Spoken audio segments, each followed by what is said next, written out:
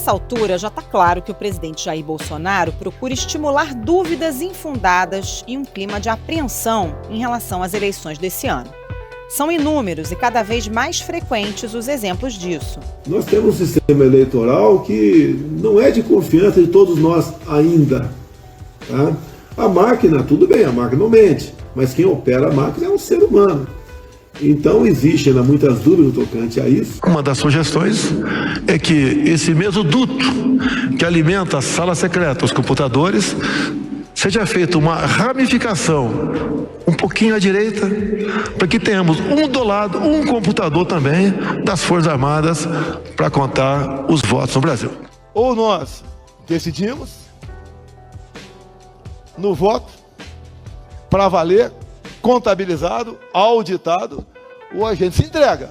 E se entregar, você vai levar 50 anos ou mais para voltar à situação que está hoje em dia. E à medida que as ameaças e insinuações aumentam, a reação das instituições, em especial da Justiça Eleitoral, também fica mais robusta.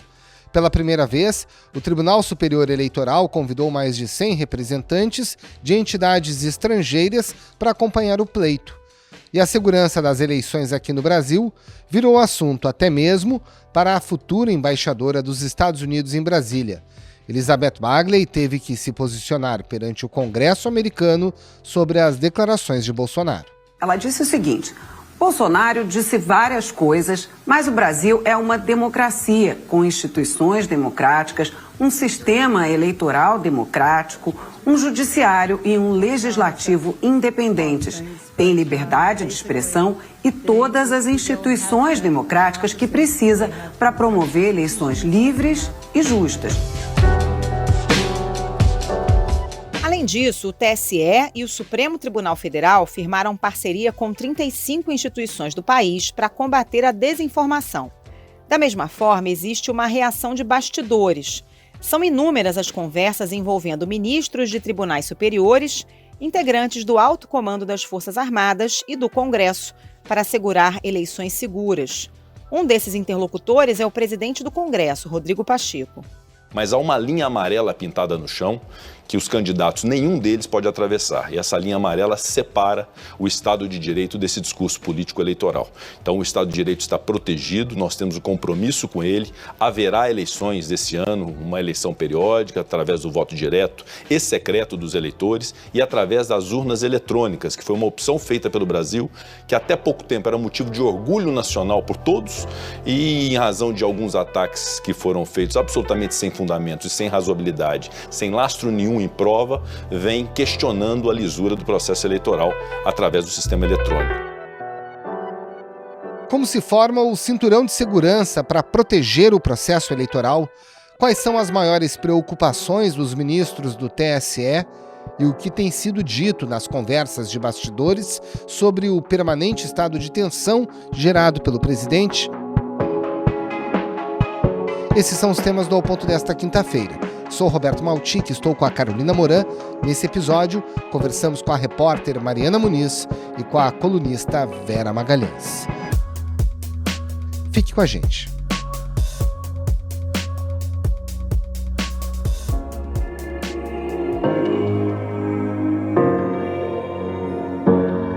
Mariana Muniz, de todas as ameaças, as insinuações, que são feitas pelo próprio presidente da República contra as eleições, qual é a que mais preocupa os ministros do TSE nesse momento?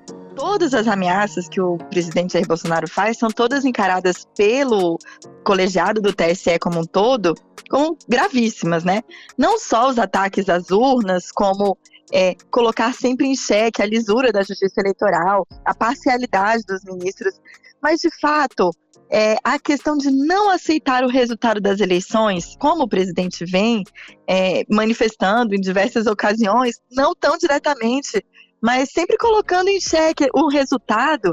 Isso preocupa muito os ministros, porque é uma questão que envolve violência, é uma questão que envolve o depois. E os ministros se preocupam muito com isso, Tudo pode acontecer. Podemos ter outra crise, podemos ter umas eleições conturbadas. Imagine acabarmos as eleições e pairar para um lado ou para o outro a suspeição que elas não foram limpas. Não queremos isso. Não à toa, o ministro Edson Fachin escolheu como lema das eleições, como lema da gestão dele, né, paz e segurança nas eleições. Ele quer deixar uma marca justamente de paz e segurança nas eleições, não é à toa. É que há um temor na corte, sobretudo do presidente Edson Fachin, de que, havendo um resultado desfavorável ao presidente Jair Bolsonaro nas eleições, haja incitações, haja aí um episódio similar ao que aconteceu nos Estados Unidos, por exemplo, com a invasão do Capitólio.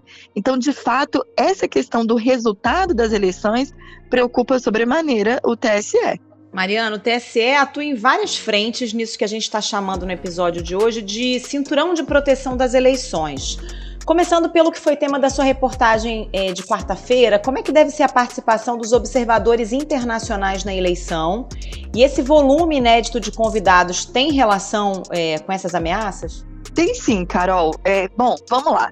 Esse número inédito de observadores, ele é composto por 2 fatores, né? A gente vai ter as missões de observação internacionais. Essas missões são missões que são independentes, elas vêm ao Brasil pela primeira vez, então a gente já tem 3 missões confirmadas.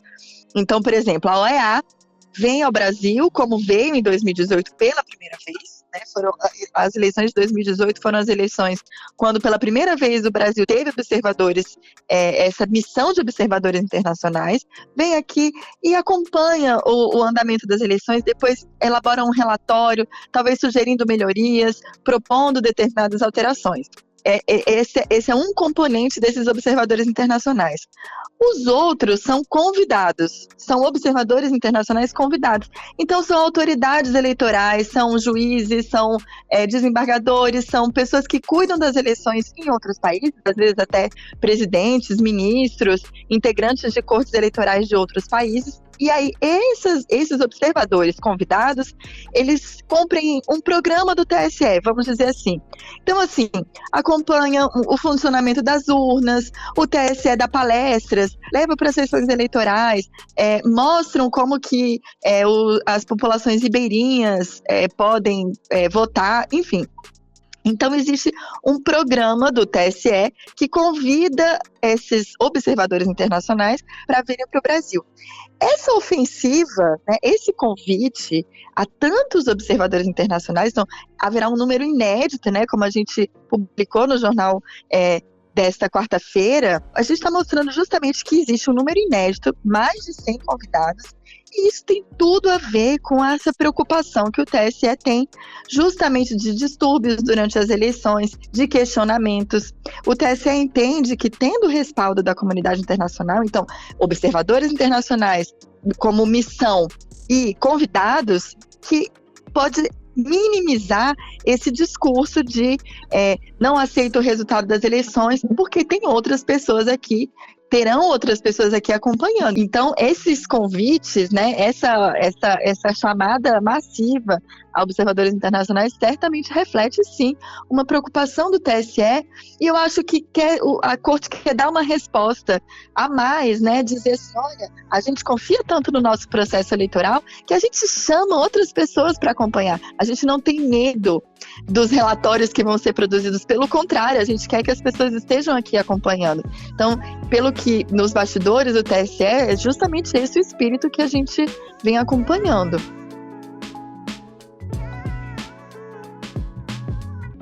Mariana, falar um pouquinho do Telegram, né? A gente até pouquíssimo tempo atrás falava do Telegram como um dos flancos, né? Um dos pontos fracos da luta contra a desinformação nas eleições. Uma decisão importante tomada pelo ministro Alexandre de Moraes, como vocês estavam conversando, está suspendendo o Telegram em todo o país. Agora, parece que esse cenário mudou bastante, né? O Telegram já é visto como parceiro. É de fato um parceiro? É isso, Maltic. Na terça-feira houve a formalização de uma parceria do Telegram com o TSE, uma parceria inclusive inédita, que nunca houve em nenhuma outra corte eleitoral do mundo, do Telegram com as cortes eleitorais. Então, é uma parceria inédita.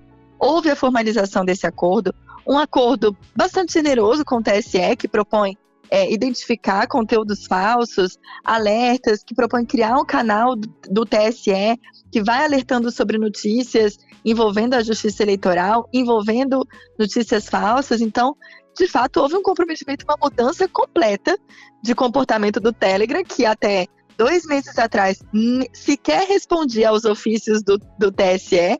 Vale lembrar que o ministro Alexandre de Moraes acaba suspendendo o funcionamento do aplicativo justamente pela ausência de manifestação dos atores legais da plataforma, né, que não respondiam às solicitações feitas pela Justiça brasileira. Então, o ministro Alexandre de Moraes, do Supremo Tribunal Federal, suspende o funcionamento do Telegram, mas a partir dessa medida, o Telegram acaba sendo notificado. Obviamente, houve um impacto muito grande para eles, né, de ter esse funcionamento suspenso. Então, a postura da plataforma muda completamente. E aí a gente chega até a formalização desse acordo, dessa parceria do Telegram com o TSE, justamente no intuito de combater as notícias falsas. O Telegram, como você disse, era um flanco, era uma preocupação muito grande, porque é justamente nessa plataforma onde grupos imensos podem funcionar e onde há um alto índice de propagação de notícias falsas, né?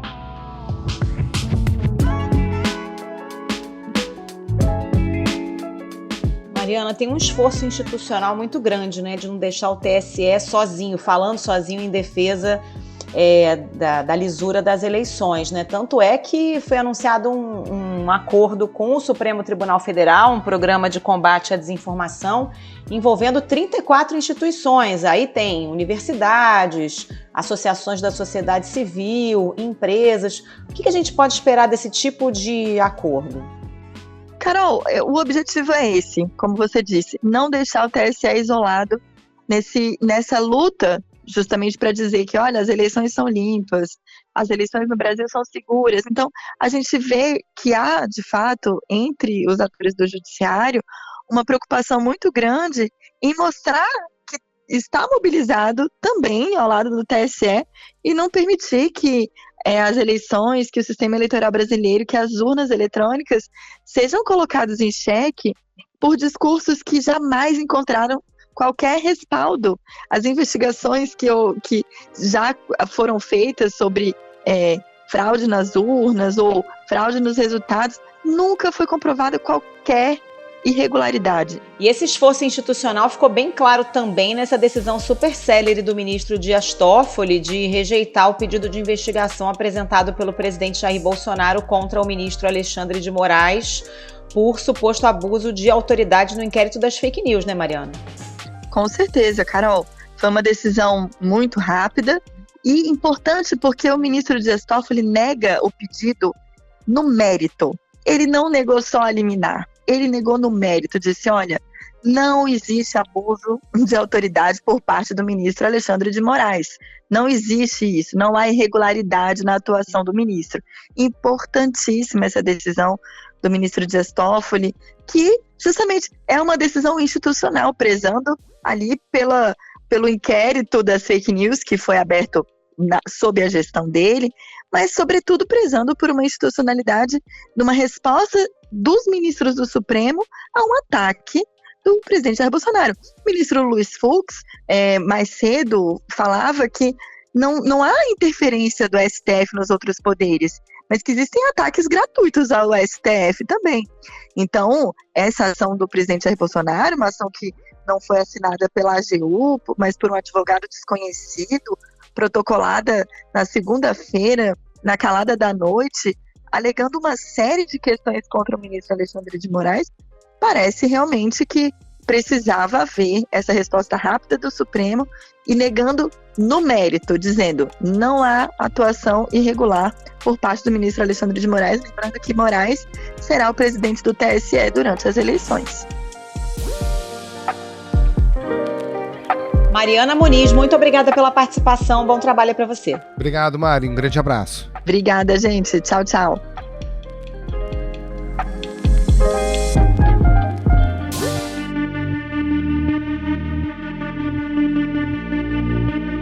Vera Magalhães, no fundo, o que todo mundo teme é que o Bolsonaro não reconheça o resultado das urnas se for desfavorável a ele. Ele tem dado recados nesse sentido e o grande temor é que o Bolsonaro tenha respaldo das Forças Armadas para isso.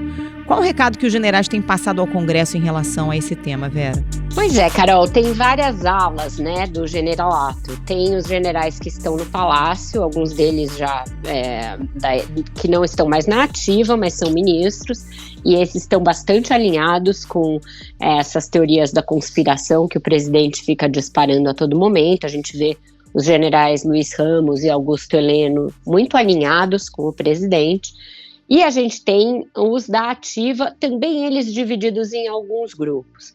Já tivemos um ministro da Defesa, que foi o general Braga Neto, bastante empenhado em ajudar o presidente a propagar a ideia de que as urnas eletrônicas não são seguras. Ele deixou o Ministério da Defesa e está à disposição do Bolsonaro, inclusive para ser o candidato a vice. E a gente sabe que ter um general na chapa, hoje em dia o Mourão é o vice e o Braga Neto pode tomar esse lugar, acaba atraindo as Forças Armadas de alguma maneira para o projeto do presidente à reeleição.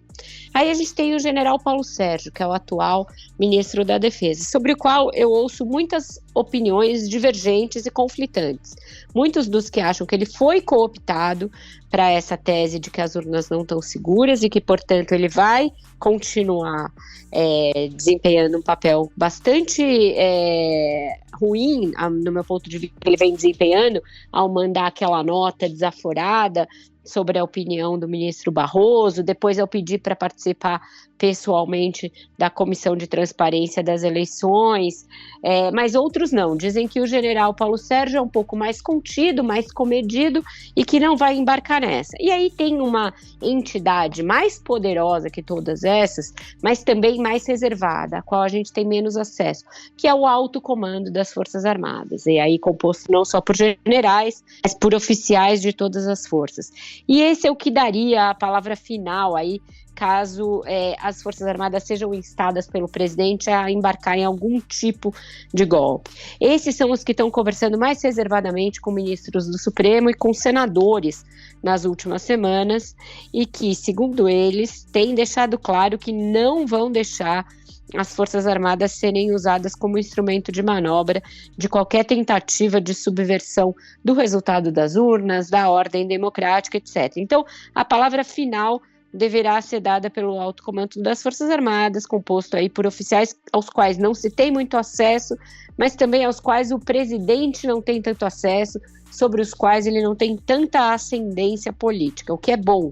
Então, o que eu mais ouço é que o alto comando das Forças Armadas está comprometido com a ordem institucional, com a ordem constitucional e não vai deixar as forças serem cooptadas para uma aventura. Agora, Vera, tem uma outra preocupação que é com o presidente da Câmara dos Deputados, o Arthur Lira. É um paredão de proteção do presidente Jair Bolsonaro nesse momento. Está envolvido até a alma também com a campanha dele à reeleição. Até onde você consegue avaliar, o Lira entraria numa linha de frente para evitar uma ação grave contra as eleições, ou ainda pior, né, uma contestação de resultado, no melhor estilo Trump-Capitólio? O Arthur Lira é um político, antes de ser um bolsonarista, Maltic. Ele é um político eleito muitas vezes, elegeu já outros integrantes da sua família, antes e depois dele, por meio das urnas eletrônicas. Ele vive da política. Para pessoas com esse background, você questionar as urnas significa questionar a própria forma como elas se perpetuam na política. Ele foi eleito por essas urnas, ele sabe, assim como o Bolsonaro no fundo deve saber também, mas só questiona por estratégia, ele sabe que as urnas são seguras e que o resultado é fidedigno. Nenhum dos planos de teste conseguiu adentrar a rede do TSE e causar dano à totalização. E nós tivemos planos de testes voltados a isso, mas eles não foram exitosos. Então, nem ele, nem ninguém do Centrão, seja do PP, do próprio PL, que é o partido que no fim acabou abrigando o Bolsonaro, vai embarcar nessa conversa de que as urnas são suscetíveis de fraude. O PL, por exemplo, já não embarcou na ideia do Bolsonaro de que ele, partido, iria bancar uma certa auditoria das urnas. Então, até aí, eles não vão com o Bolsonaro, isso eu ouço de muita gente. E o presidente do Senado, Rodrigo Pacheco, que tem vocalizado a resistência a esses rompantes golpistas do presidente, disse com todas as letras ter confirmação de que o Arthur Lira estará com ele, na certeza de que o Congresso não vai aceitar qualquer questionamento ao resultado das eleições. Ele disse isso no Roda Viva, ele diz isso quando você conversa com ele, ele tem dito a outros senadores. Então, é considerado alguém que não é coluna do meio aí, sobre quem reste alguma dúvida. Ele é colocado no bloco dos que defenderão o resultado das eleições. Assim como, para até minha certa surpresa, ele colocou também o Procurador-Geral da República, Augusto Aras. Quando perguntado por mim, no Roda Viva, a respeito especificamente dessas duas pessoas, eu perguntei com os nomes. E ele, Rodrigo Pacheco, que tem feito essas conversas com muita frequência, colocou os dois no campo dos democratas. Aí hoje, nesta quarta-feira, enquanto a gente conversa, o Augusto Aras deu uma declaração, depois da publicação da minha coluna em que eu trato de toda essa reação ao golpismo do Bolsonaro, Augusto Aras disse que quem ganhar a eleição vai levar. E o presidente parece ter trucado em cima dele. Ele quer ver até onde Augusto Aras é subserviente a ele. E aí, diante de uma ação que ele tinha impetrado no STF contra o ministro Alexandre de Moraes, acusando-o de abuso de autoridade, ação essa que foi considerada imprestável pelo ministro Fux, portanto não acolhida, Bolsonaro recorreu ao Augusto Aras. E agora a gente vai ter um teste aí de qual é a firmeza do Procurador-Geral da República nesse desafio diário que o presidente faz às instituições e à democracia. Ele tem feito ataques diários, agora não é mais na frequência de uma semana ou a cada 2 semanas. Todos os dias Bolsonaro investe contra a democracia. E essa ação contra o Alexandre de Moraes foi mais uma para garantir essa narrativa. Olha, o Supremo está contra mim, então existe uma anomalia, existe uma anormalidade no processo democrático. E agora ele está chamando o Aras para se aliar ao lado dele. Então esse já vai ter uma prova de fogo agora, bem antes da eleição em si, para que a gente entenda se ele está disposto a dar asas ao golpismo do presidente ou se ele vai atuar dentro do que se espera do seu cargo, que é estar ao lado da sociedade, portanto, ao lado da democracia. Aí temos os observadores internacionais, acordos com o Telegram, acordos institucionais aqui dentro do Brasil contra a desinformação. Você acha que isso tudo, mais essas palavras de alto comando do próprio Congresso Nacional, garantem a proteção do pleito desse ano? Eu acho que a nossa Constituição ela é robusta, Maltic, em dizer qual é o quadrado em que cada uma das instituições deve atuar. Está lá descrito o que as Forças Armadas têm de fazer e não existe na Constituição, no artigo 142, nada que diga que ela tem de arbitrar um conflito, como que é o Bolsonaro. Então, as Forças Armadas não são o poder moderador da República, elas atuam quando convocadas por todos os poderes, não só pelo presidente, etc. E também está dito lá que é a Justiça Eleitoral quem arbitra o resultado da eleição, quem preside a eleição e quem comanda as regras da eleição.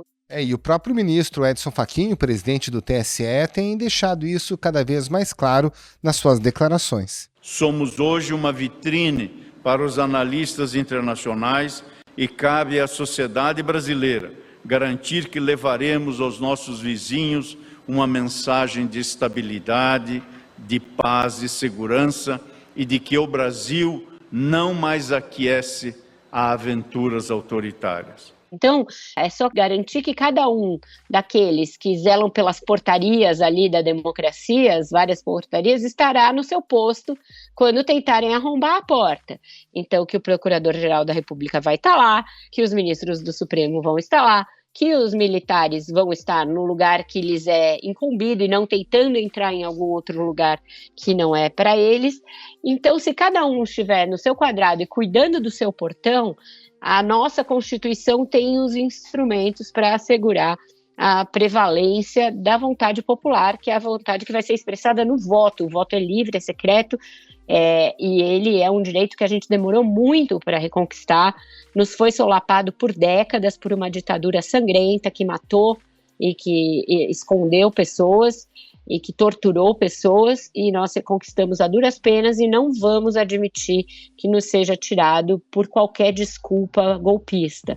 Então, se cada um dos atores que tem a incumbência de zelar pela Constituição se arvorar dessa certeza de defesa da democracia, a Constituição dá os caminhos para que ela seja defendida.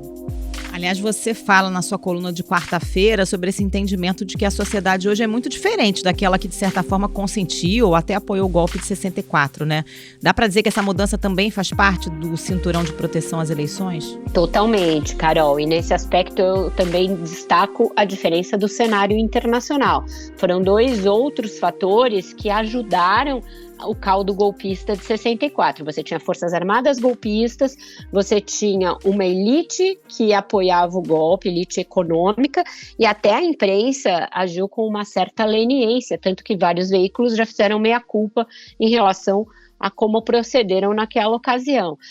Ajudou muito para isso, na ocasião, o fato do presidente do Senado, Auro Moro Andrade, ter declarado a vacância da presidência da República. Isso ajudou a dar uma justificativa legal, entre milhares de aspas, para um golpe de Estado dado pelos militares. Hoje o presidente do Senado está dizendo que não vai consentir em nada parecido. Então, você tem toda essa mudança. A sociedade, embora haja bolsonaristas, mesmo entre esses, o número daqueles que apoiam soluções golpistas é muito pequeno, não é suficiente para dar a ele esse poder. O que ele tentou plantar nas polícias militares de apoio não parece ser também algo com a força que seria necessária para ele dar um golpe. E internacionalmente, nunca seria aceita uma situação de um país com o tamanho do Brasil fazer uma ruptura democrática. Em 64, não. Os Estados Unidos apoiaram de uma forma bastante importante os militares no golpe que eles deram. Então, tudo isso mudou.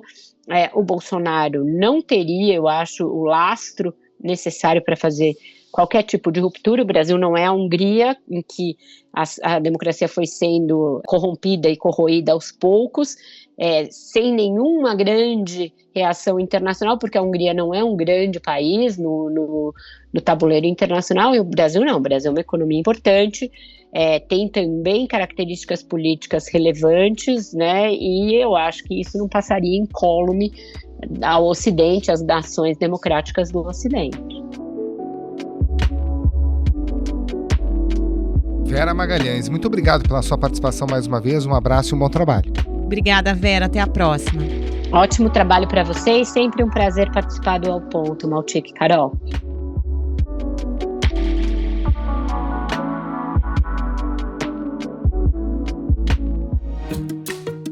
Esse foi o Ao Ponto de hoje, o podcast diário da redação do Globo. Nessa conversa, a gente conta com a participação de toda a equipe do jornal, as mesmas pessoas que levam até você informação e análise de qualidade todos os dias. Quer saber mais? Assine o Globo. Acesse assineoglobo.com.br e confira todas as notícias e reportagens especiais. Nesse episódio, além dos áudios da TV Globo, a gente utilizou áudios da TV Cultura, da CNN Brasil, da Band e da Jovem Pan News. A produção foi da Vitória Alves e a edição do Luan Oliveira. Tchau. Até mais.